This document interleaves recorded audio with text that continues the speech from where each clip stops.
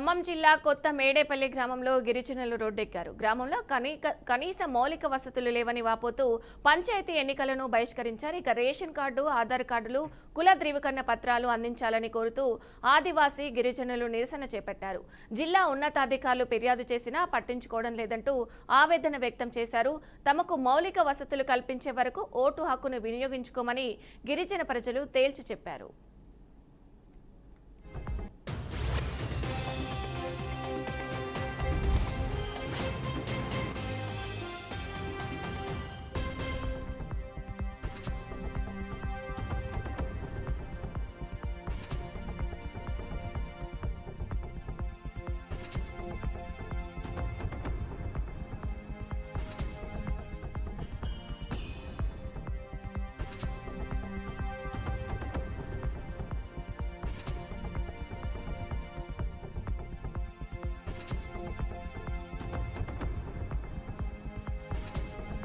ఖమ్మం జిల్లా కొత్త మేడేపల్లి గ్రామంలో గిరిజనులు రోడ్డెక్కారు. గ్రామంలో కనీస మౌలిక వసతులు లేవని వాపోతూ పంచాయతీ ఎన్నికలను బహిష్కరించారు.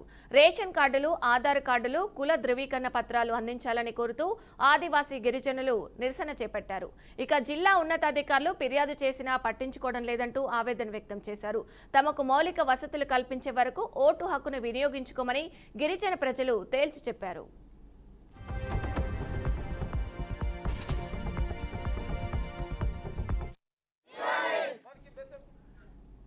ఇదే అంశానికి సంబంధించి పూర్తి సమాచారం మా ప్రతినిధి శ్రీనివాస్ అందిస్తారు. శ్రీనివాస్, చెప్పండి.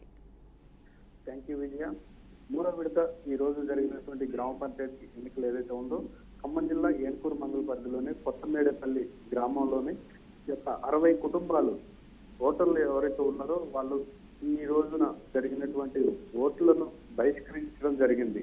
వారికి గ్రామంలో ఉన్నటువంటి మౌలిక వసతులు కల్పించడంలో ఎన్నికల్లో పోటీ చేస్తున్నటువంటి అభ్యర్థులు ఎవరైతే ఉన్నారో వాళ్ళు ఆ గ్రామస్తులకు ఓటింగ్ హామీ ఇవ్వకపోవడంతో తమ ఓటును మేము బహిష్కరిస్తున్నామని చెప్పేసి బహిష్కరించడం జరిగింది. విజయ.